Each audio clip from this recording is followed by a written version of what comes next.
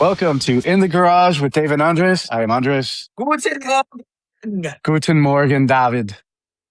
That's my little German kind of credit towards the World Cup right now. I feel like I'm getting all the United Nations watching these games and hearing people talk about it. It's kind of nice. Yeah. I don't know. I've been living the World Cup fucking for these last few weeks. It's almost a little exhausting. I'm not gonna lie. It's definitely tough. It's amusing because it almost reinforces some of my stereotypes about people's names and what they look like. Yeah. So I guess there's a kid from was it Holland or the Belgium team or Norway that he's been partying in Miami. Okay. And he looks like a Viking. You know, he's got the blonde hair, the ponytail. Oh yeah. Erling Holland. Thank you. Yeah, guy's a fucking right. It's like a shaved polar bear. Yeah. I'm like, that's what I imagine Vikings look like 1,000 years ago when they came here. Like that's what they look like in my head. Yeah, I'm pretty sure that's exactly what they look like. Right. I try to get a little historical with this English guy that was watching the England-Norway game, and I was like, hey, it's see if you can outdo the curse of Sven Forkbeard. Ah, that's right. Yeah, he had no idea what the fuck I was talking about. Talk about like the Saxons and about oh gosh. I mean, most of my knowledge of that area comes from the show Vikings on BBC, which they pulled some from actual history, but then through their own stuff. But you got to make it sexy, Right. Right. I believe, was it Athelstan? Athelstan, yeah, if you look right. at like all the early kings and queens or kings of fucking England, like they're all fucking had crazy Viking names and shit. Yeah.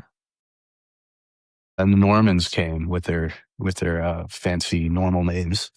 But I digress because I think it's interesting watching the World Cup and hearing people talk in the news and like some of the channels I listen to.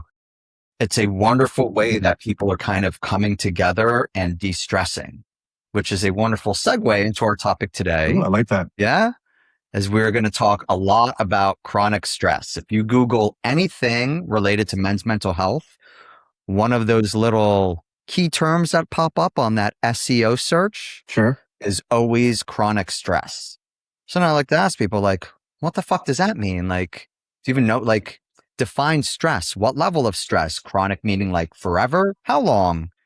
What's changed? Like, haven't we always been chronically stressed? Like, aren't we less stressed now than a few thousand years ago when we were dying at like the most ridiculous rate? So I want to get into a little bit of that. So to ask you, because I'll share some of my current, what's been your like main stressors lately?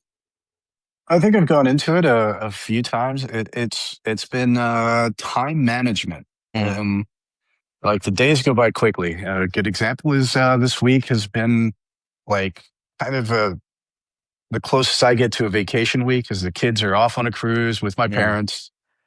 They're not even like within like call range. They excuse me. My parents or the boat doesn't have like good internet and whatnot, so we hear from them maybe once every 2 days, and it's like, okay, cool. Like, I thought I would have all this time to complete things. It's like, if I actually sit down and inventory what I've done over the course of the day, sure, I did do stuff. We installed a microwave. Like, it's a pain in the ass. Yeah, good for you. And stuff like that. But like, it always feels like I should have done more.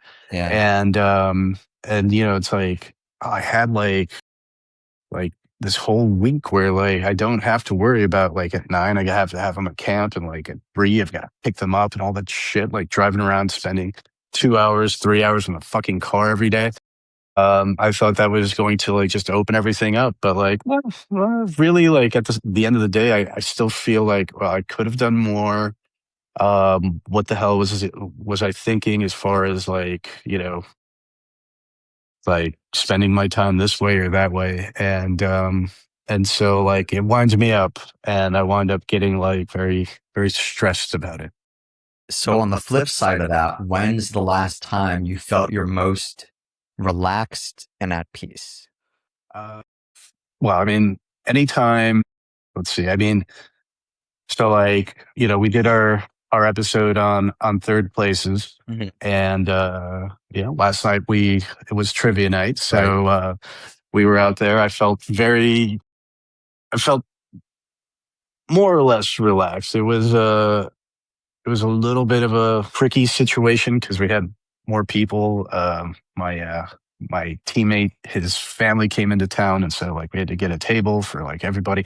And but like when I'm in my element, Mhm. I feel de-stressed. I feel at peace. There might be like minor stressors going on with there, but I can like walk away. I can. Well, and I wonder too, and we'll get into this a little later, when you're in that third place in your element, relaxed at peace, are you thinking at all about those stresses of, oh man, I should have done this today, or I wish I got this thing done, and now I'm winding myself up again? Yep, absolutely not. That's great. That's when I know like I am. If I'm not thinking about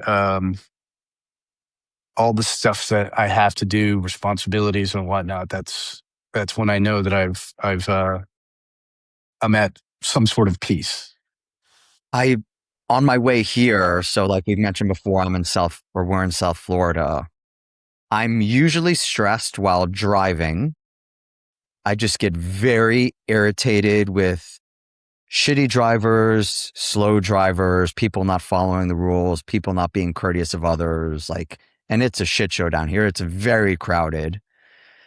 And then the other stressor, because that's more like I can avoid it, or like that's very temporary. Like now I'm not in the car, it's not chronic. Mm. The chronic stress for me, I mentioned to you earlier, like my parents are aging and I'm having to help and support and kind of guide them more than ever, along with just your natural stuff that happens as you get older, like shit in your house that breaks or needs to be fixed, or financial stress or whatever. So those are my main ones. And then on the flip side, you're saying like your third place, that's where like you're really relaxed. Me, it's usually the gym. I have my headphones on, I'm playing ball, I work out, do my thing. I'll watch like whatever while I'm doing some cardio. So I'm just like locked in and I'm not thinking of anything else. Once in a while, I'd get stuck in the trap of like, I get an email notification or text and I'll check it. And it's usually work related.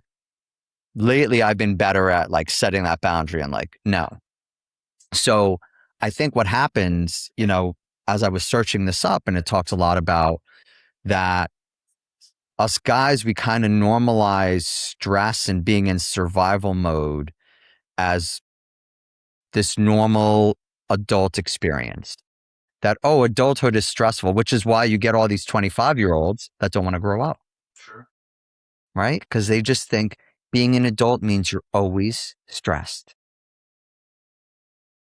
Yeah, and it is interesting. I mean, so you know, falling back on what I was saying earlier, and kind of making sure that there is clarity, because I think probably what the 25-year-olds you work with are not recognizing is that there is chronic stress, right? Like it is on your mind 24/7. And then Yeah. there are minor stressors, which is like just the little shit that happens every day. So like driving can be a minor stressor because Right. it doesn't necessarily have to suck. It just might suck, or you're kind of on edge waiting for it to suck. Mhm. But like at the same time, I don't know, like when I'm driving, like, yes, I'm stressed about the other cars, but I'm not like I'm more focused on the road than I am like necessarily thinking about all the issues and responsibilities that I have going on outside of that car. Right. And so I would say like part of the demystification, what we should do. That's a fucking big word, by the way. Demystification. Yeah, I'm gonna fucking shot that one right out. That's a $5 word right there. Is to sort of put a definition around chronic stress versus just stressors, so that like people understand like yeah, there's stress everywhere. There's stress all the time. But like, Even when you're a kid, there's stressors, right? Like you have homework you have to turn in, or like this kid's talking shit about you, or your parents are nagging you. Like those are stressors. right. But for someone to say like, yeah, being an adult is all stress, like, there's responsibilities. Yeah, sure. Like, I mean, you can be stressed out by them or you can handle them, right? And the chronic, I always, the chronic, Hey, right? My mind automatically goes to like 1992 rap. yeah, But chronic always means, and I explain to people, and I've had to recognize myself, it's prolonged, right? It's weeks, it's months, like it's just it's eroding at your overall well-being, and it's just eating away. And I always explain to people, when your body is in that fight, flight, freeze, when you're kind of activating that sympathetic nervous system, it's taxing, and there's physical results.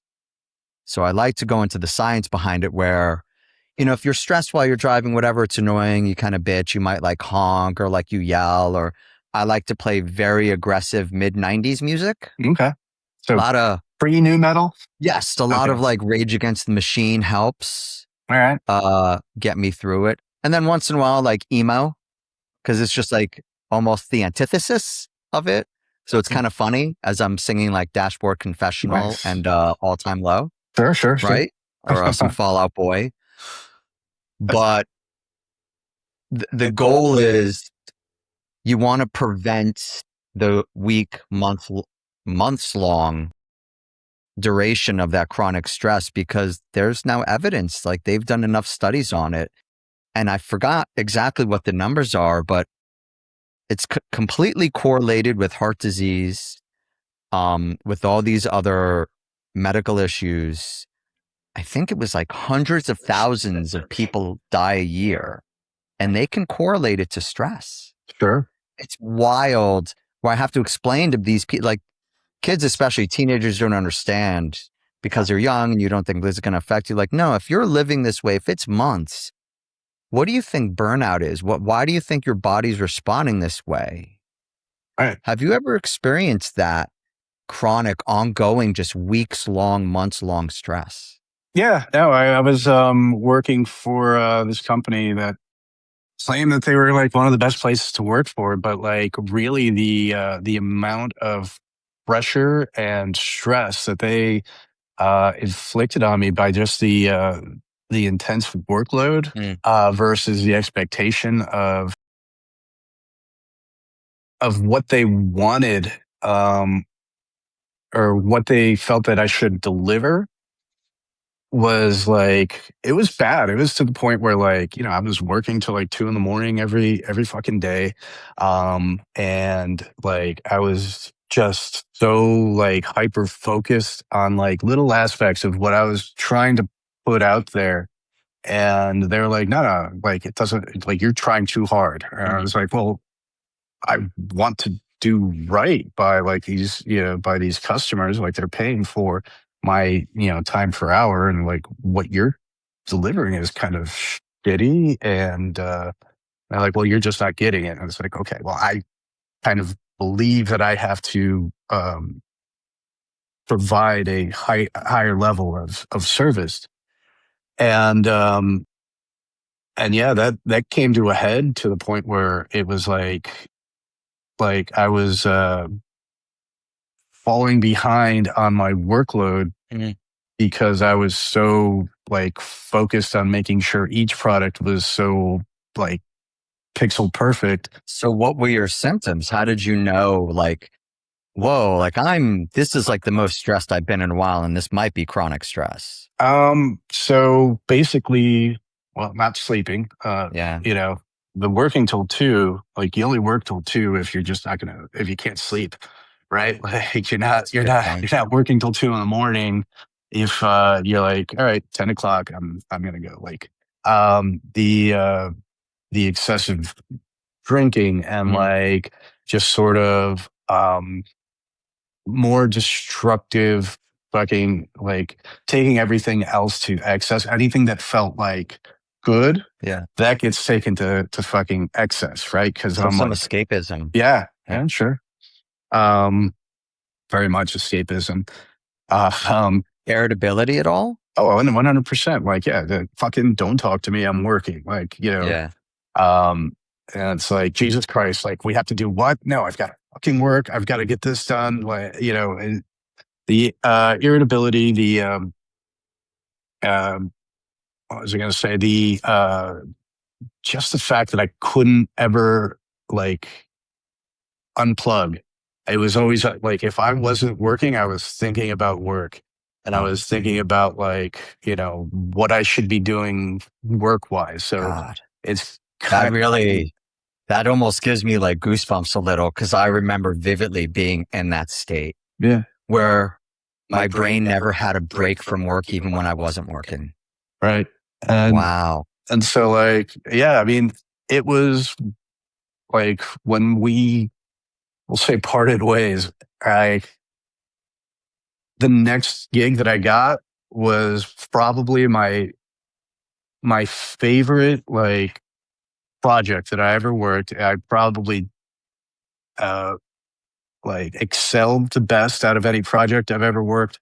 Like my disposition was like so much so where I felt like positive versus like this completely negative experience. And like, it's funny because like, dude, I was in a fucking war zone. Like, you want to talk about chronic stress, Yeah. like the day-to-day stressors of like, like they started launching fucking rockets at us again. Like, all right, everyone get into a fucking bunker and let's hope that they don't hit the bunker. Yeah. Um, you know, you would think that that's going to almost be worse. Well, it should be worse, but like, and I think of comparing those two often too, because the brain and the chemistry doesn't really know the difference. Cortisol is cortisol. If you're under chronic stress, your brain and body are going to respond. Whether you are in a war zone or you're overworked, overtired, overstressed. I think of us guys, especially because tell me if you fell into this trap, because I know I did. Like, well, I'm not stressed. I'm just tired.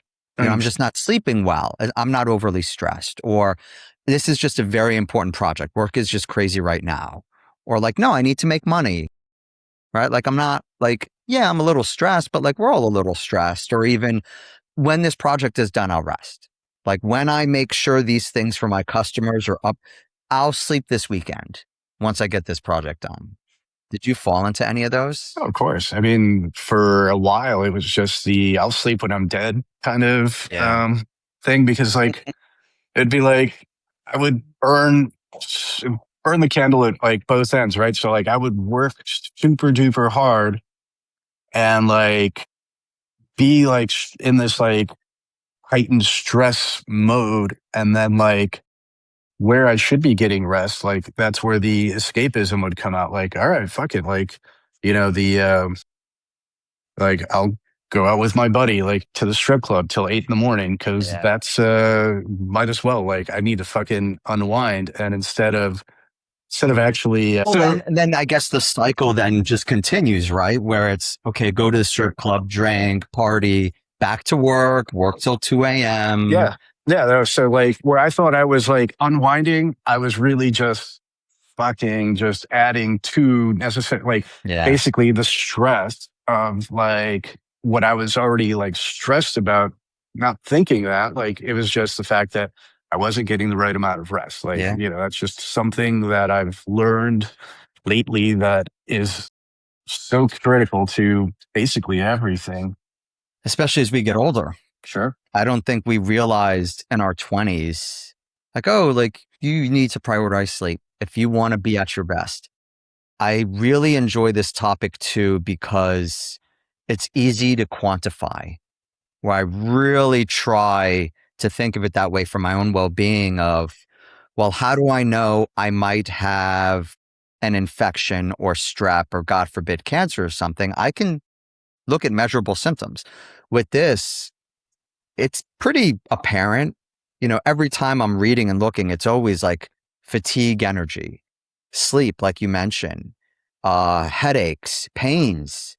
Like people, they've noticed like, oh, stress makes pain worse. Yeah. Like, that's crazy to think if you have back pain and you're stressed, it'll be worse, even if you did nothing physically to make the back pain worse. Yeah. If anything, the back pain might be from It stress. might You know, it be might not even be intentional. digestive issues, weight gain, weight loss, blood pressure. I meet people, it's amazing. They're very nervous that their blood pressure is going to be high.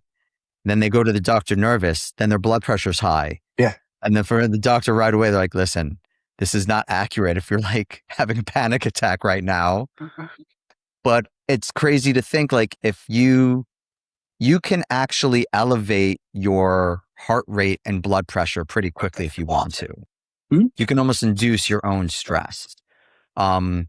Libido, like even your immune system, they found over and over.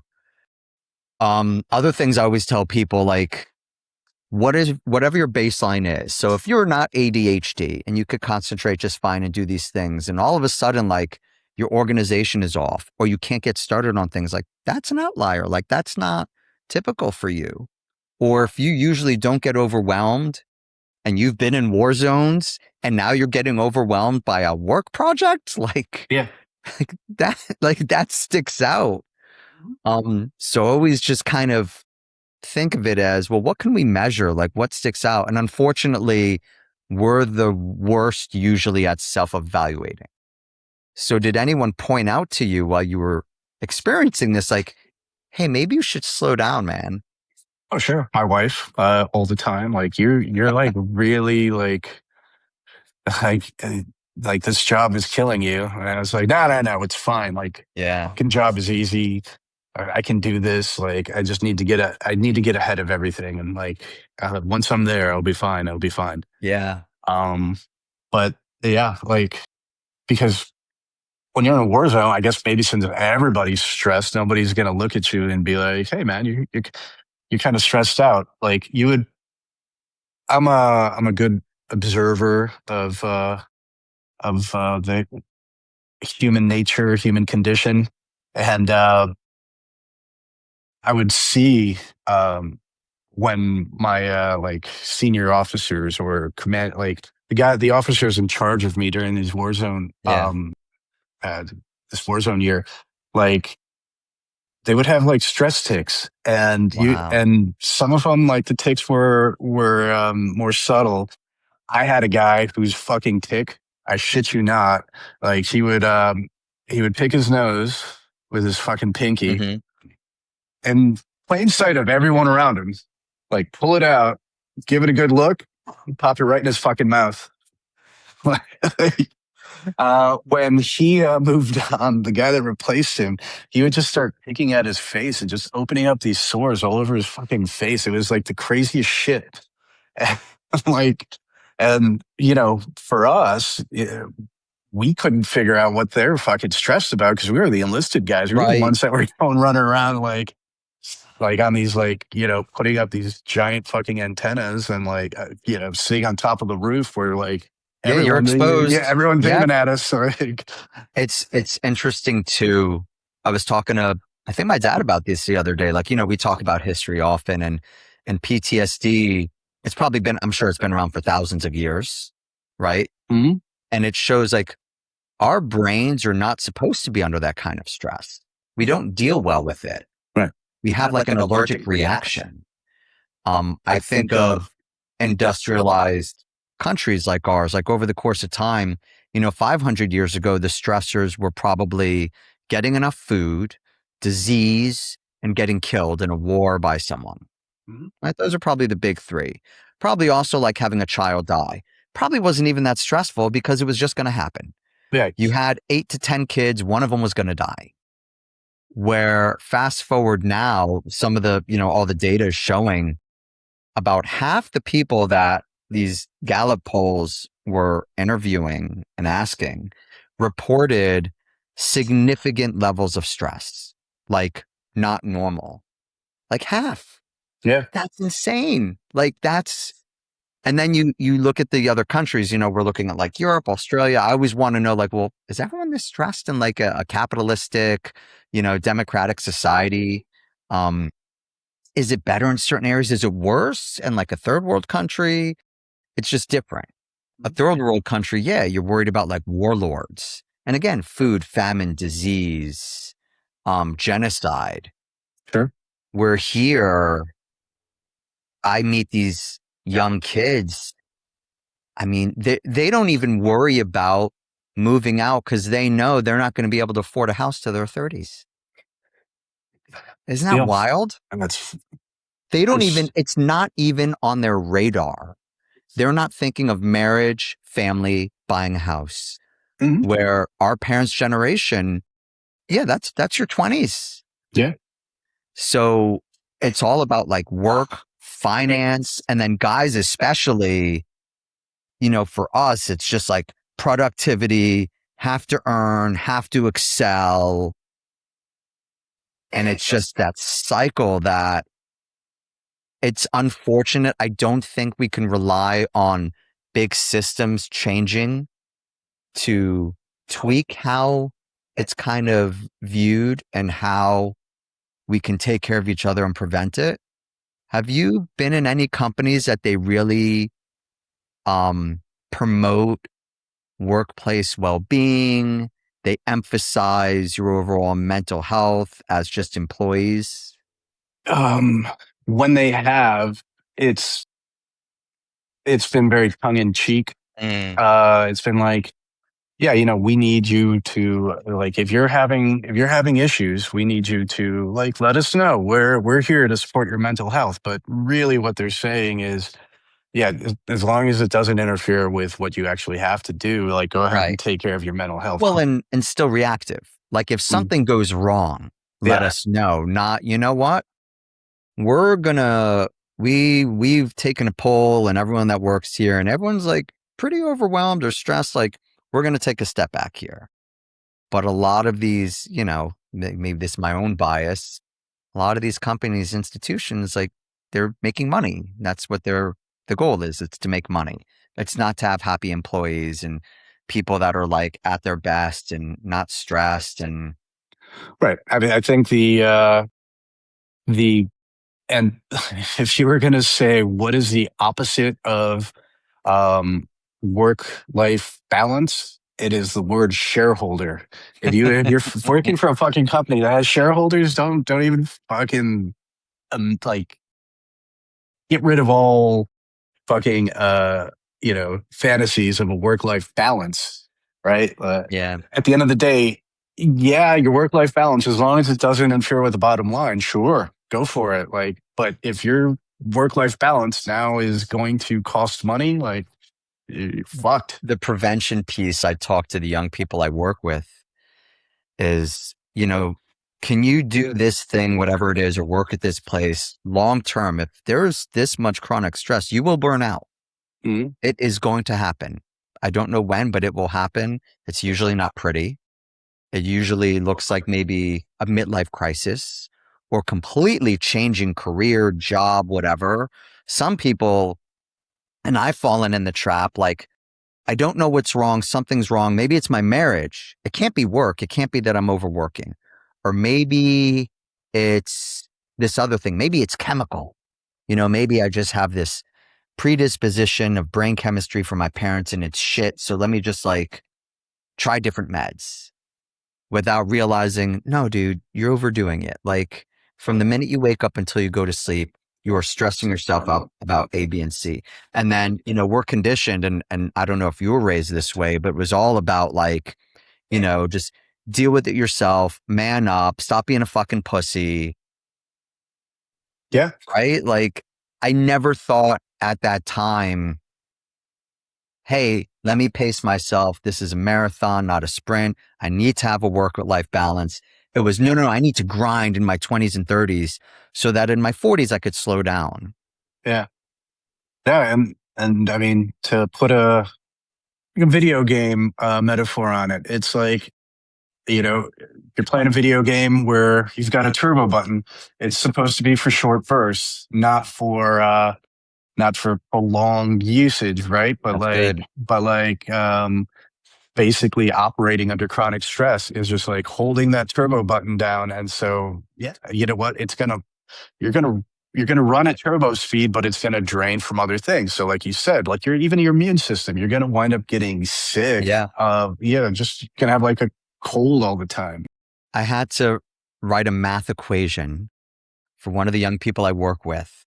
And we looked at work over the course of time. He's like, well, if I can do this and grind and work like this many hours, I can make this much money. I'm like, the odds are, though, according to statistics, like you'll last about 8 to 12 years. And then you're either something bad's going to happen. It might be alcoholism. It might be you want to leave career. It might be divorce, it might be whatever. That will cost you money and time, like a lot. Mm-hmm. Let's say you have a better balance. You introduce these other things that are good for you. Now you can last 40 years. And we literally just like did the math because he wasn't seeing it. And he was very concrete, black and white thinker.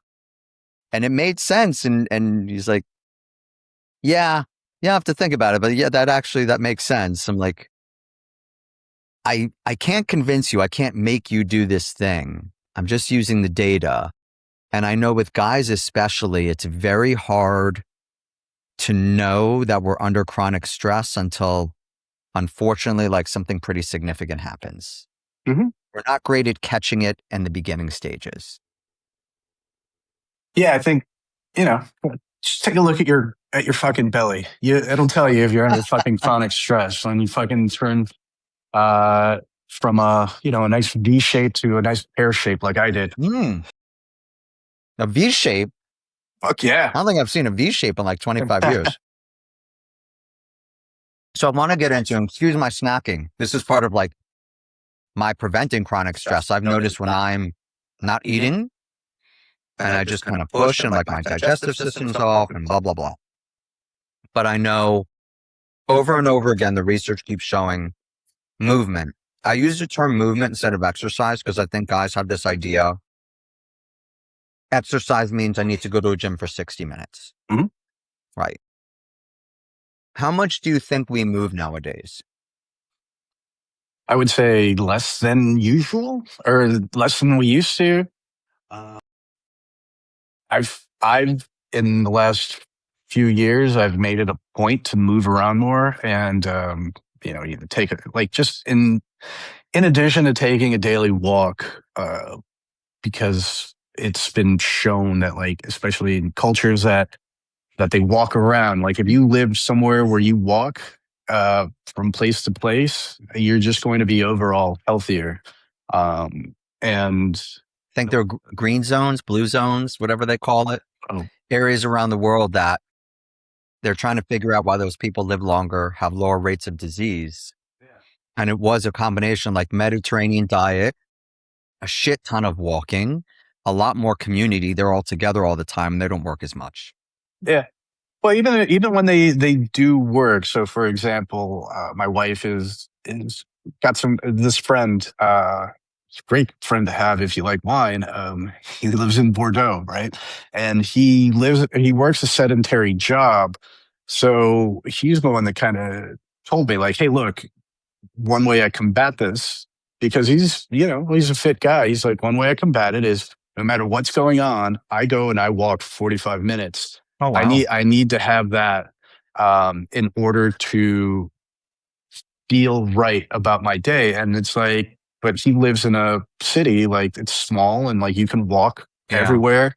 And I mean, it's not like they're like the French diet is like super healthy. I mean, they cook everything in fucking butter and it's bread and it's meats. So it's delicious. It's delicious. And they're drinking wine and like everyone looks like, slim and healthy. And it's like, what the fuck, man? Yeah. The other thing that they've shown, and I remind a lot of people, like most people don't like the gym. And I try to just tweak the mindset. Like I need the gym. Like I don't do well working out at home. I hate the heat. So I'm not going for walks 7 months of the year. Sure. Like that, maybe at night with the dogs. But anything, like it's cute down where we are in South Florida for years, you see senior citizens walking the mall.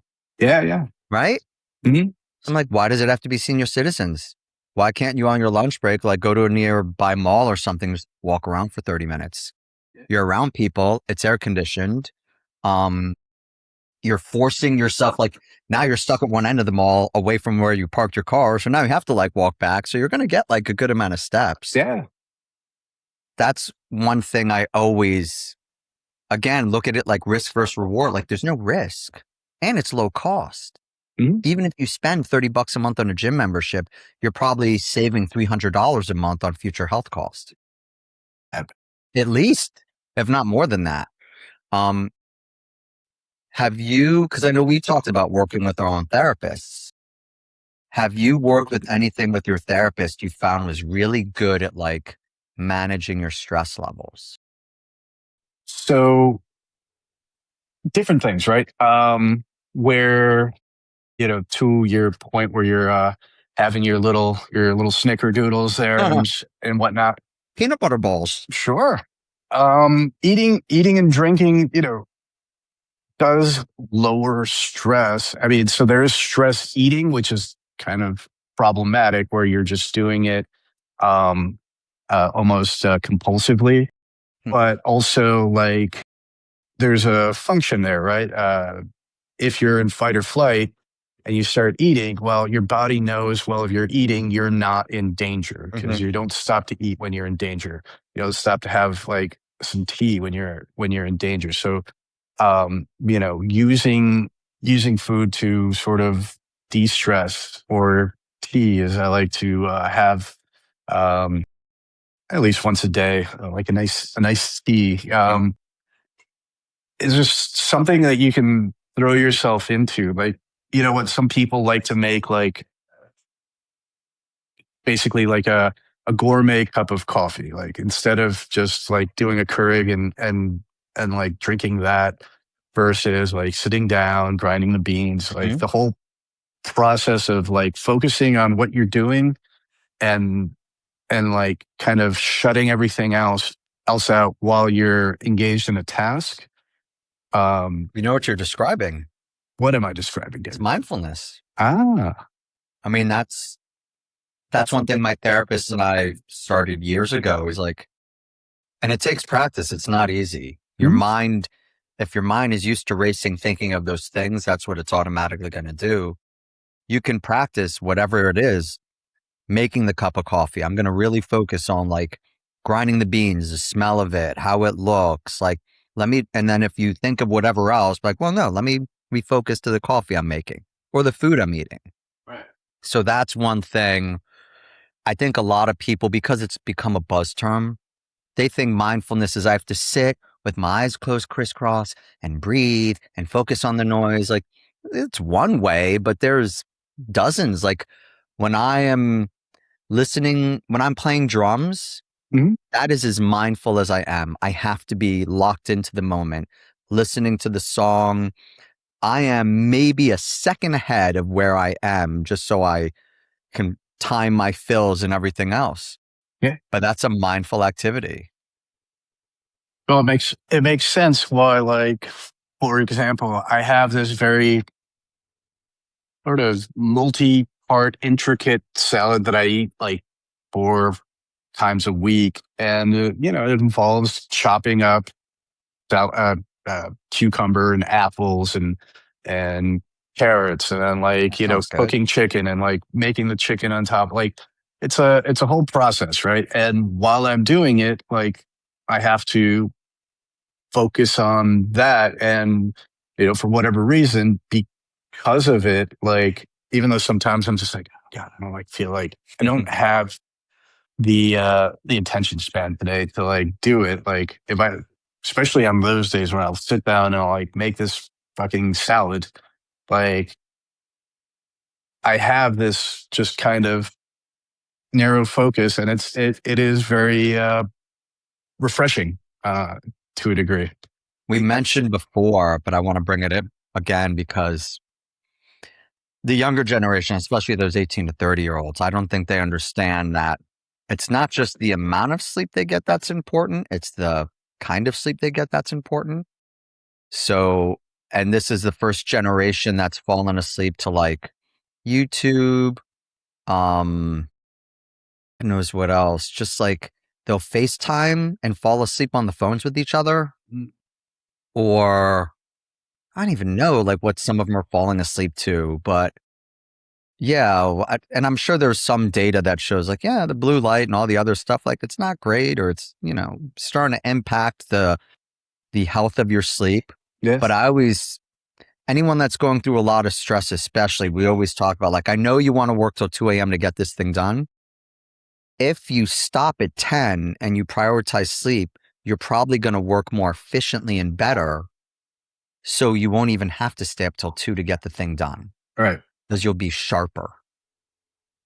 And that's where I've been. Like, luckily I have enough data points along the course of my life to know when I'm not feeling sharp.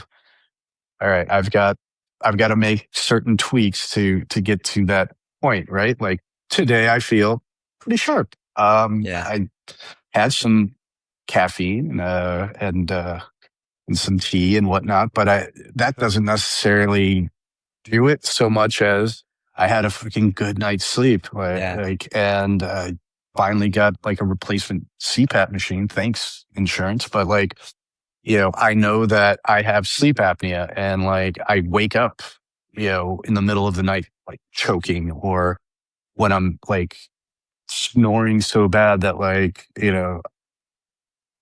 there's no way that I'm getting the right amount of oxygen to my brain. And these all sorts of physiological things that can't happen if my body's focused on like just breathing, right? Sure. While I'm asleep. To one of our last episode points, also what came up over and over again, and I know we talked about it before, that having that third place, Sure. right? That the relationships, the camaraderie, the community.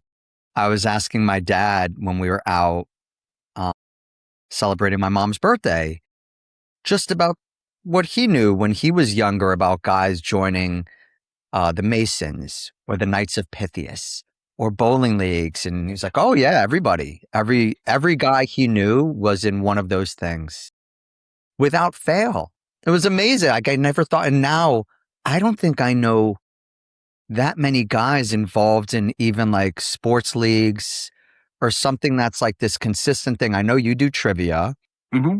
but thinking of our other friends, yeah, I don't know many that have that actual like group or shared hobby that's consistent. And then it creates like, no, this is part of my routine. This is where I de-stress, where my body and brain heal a little bit, where I'm not thinking of work, where I'm just kind of fucking off and doing my thing and really enjoying it with the people I like. Yeah. And it is interesting because when we were younger, that wasn't the case. If you recall, like everyone used to be in like softball together, Yeah. or kickball or Yeah. whatnot. And yeah, now those things have kind of morphed into, I guess, like CrossFit, right? Those people are like a community, but also Some would say a cult. feels a little culty. It feels a little culty. And yeah, because I was thinking about that, and it's like, but then there's other like activities where, yes, I would like the community and camaraderie of like say pickleball, but I don't actually want to fucking play pickleball. It seems Sure. fucking stupid. Well, that's where I think, you find what works for you. Yep. For us, for a while, we play music. And it was pretty consistent for a bit. And I really looked forward to it. And it was great. And it forced me to get to another point. Like it forced me to create boundaries where, no, I'm not working for these few hours. I'm going in with my friends and I'm going to play music. Or it is the gym where it's not like CrossFit, but I still feel like I'm part of that community. I just don't feel like nobody's screaming at me. Right. Or then asking me to go on like CrossFit vacations, or I don't know what else happens in CrossFit. I've never done CrossFit. I think they do like events in places, and yeah, it's a whole thing. Like it's a whole commitment to.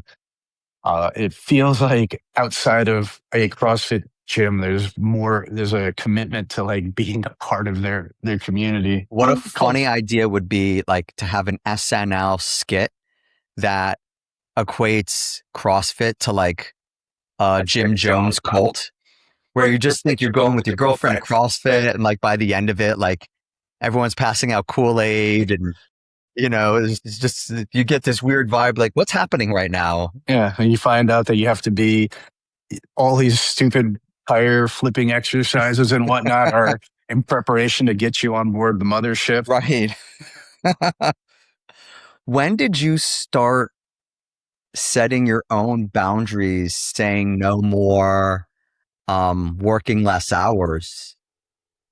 It was definitely once I left that last company and started out on my own, like doing my own gigs. I worked less hours because like I was paid by the hour. And so it was like, cool, you're going to pay me from 8 to 5.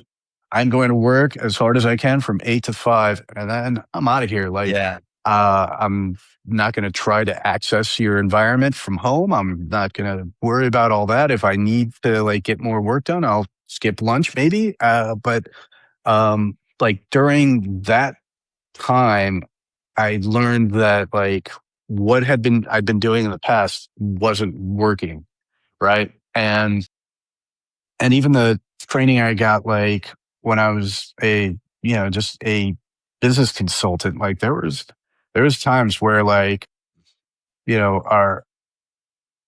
our project manager, he would like stock our fridge full of beer. He's like, if you guys want to drink here, but we got to fucking get this done. And there's no way we can do it if we leave this office. And like, okay. Um, but he took advantage of probably how young we were and how willing we were to like think it was cool that we were drinking on the job and whatnot. But The 2000s. yeah, the good old days. What a time. Um, but yeah, that once I struck out on my own, once I was like had that understanding that look, I'm gonna be here from this time to this time. If you want extra time, you're going to pay me for that extra time, but you don't have the budget to pay me for the extra time. So let's just figure out what we're gonna do during like these 8-9 hours, right? Through my own trial and error, I try to remind these young 20 somethings or even people our age that want to go off on their own, start their own business, do their own thing, that it's very easy to get caught into the doing more, well, this is how you be successful. So you don't have limits or boundaries. And I personally could tell you, like, I know for me, that didn't work at age, I think I was 37 or 38. That's when I ended up hospitalized. I was working, I'd put in 70 to 80 hours a week. I was Sure. maybe sleeping 5-6 hours. I'd exercise, but while exercising, all I was thinking about was work.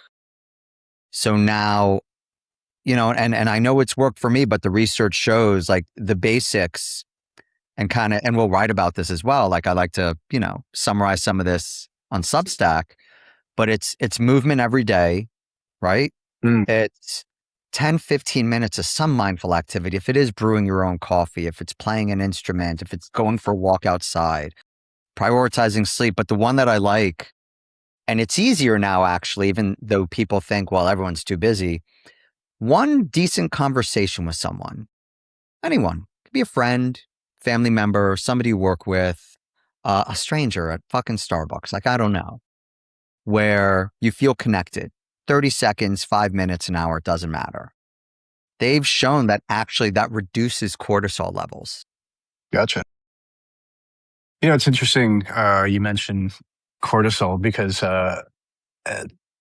thinking about like the younger generation and how some of these influencers are simultaneously pushing this like it's a little bit of a tangent here, but they're pushing kind of like this aesthetic to being like a man, right? You got to work out, you got to like um you've got to have like great hair, you've got to have like all this money to have these cars and then like show it off online.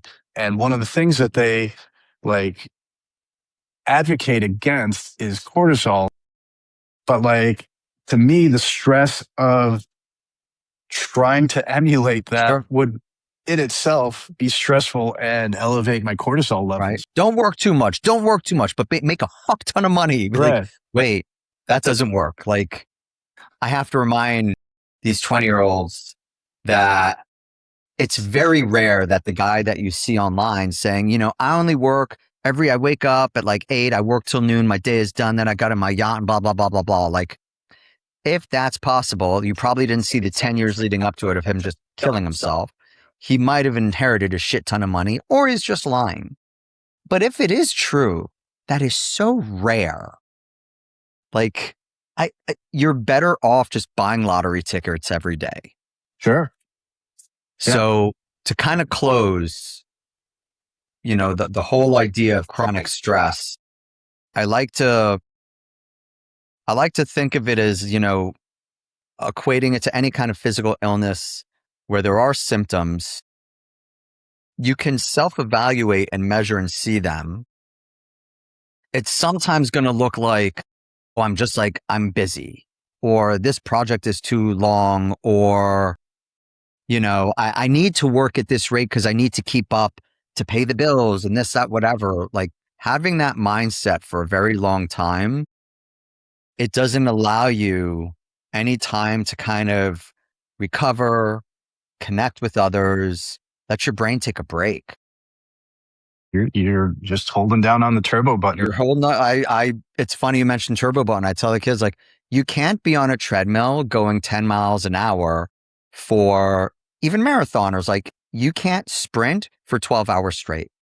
It's not possible. If your brain is sprinting every day, it is going to fall off the treadmill. Yeah. That's it. But you can do 3 miles an hour and maybe little sprints here or there. That's fine. You can keep up with it. Yeah. So thinking of us and what we can kind of like share with others, what do you want to do the rest of this week to kind of unload some stress? Well, I think checking items off of a to-do list is a good de-stressor for me. And seeing progress, right? Seeing that I go back to, while I waste a lot of time, I do also stress out about time being used effectively. So I'm a bit of an enigma in that way, if you will. But what I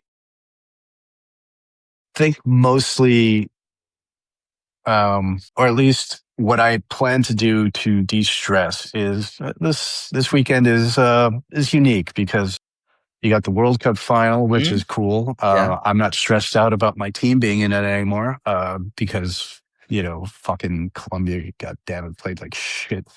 Whatever. And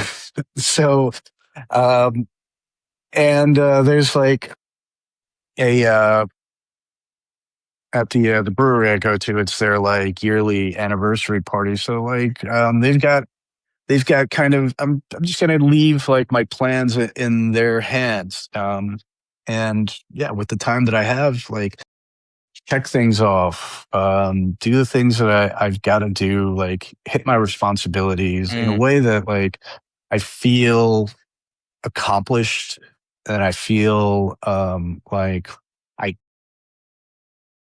I've earned the downtime. Sure. And I know that like that could be a stressor for many people. I think over time I've just learned to reward myself for the things that I get accomplished as they happen, versus waiting until I've done this grand old thing and then now I'm like completely stressed out. Now I'm going to reward myself. I can't fucking enjoy it because I'm still coming down off of like, 2 weeks, 4 weeks of just fucking going 100 miles an hour. How about yourself? I think me, it's always connecting with others has always been my kind of elixir. Like making sure, whether it's strangers, whether it's family, friends, like I have to make sure, because in the past I would do this, I do not self-isolate. So as long as I'm with people and connecting with people, I'm pretty good. So I always make sure the weekends I'm seeing someone, hanging out with someone, not all the time, although I easily could. Like you could, I'm like one of your dogs, like just could be around people and I get all excited and jump on them, and I might piss the floor if I get too excited. But I'm glad we brought this up because I don't think it's going away. No. Even with all the talk of like, more emphasis on men's mental health and getting the help they need. Like the numbers are still, I think, only maybe 30% of guys that need help, support actually reach out for it. Yeah. And the amount of stress that people experience, I don't think it's going to go down in the next 20 years. And if you do have like friends and acquaintances that like you see semi-regularly, but like you have shared interests in, like line something up. Like, if you guys like to, World Cup fever's hitting, Sure. kicking in, go to a park, like kick a ball around. Do something like that with the kids.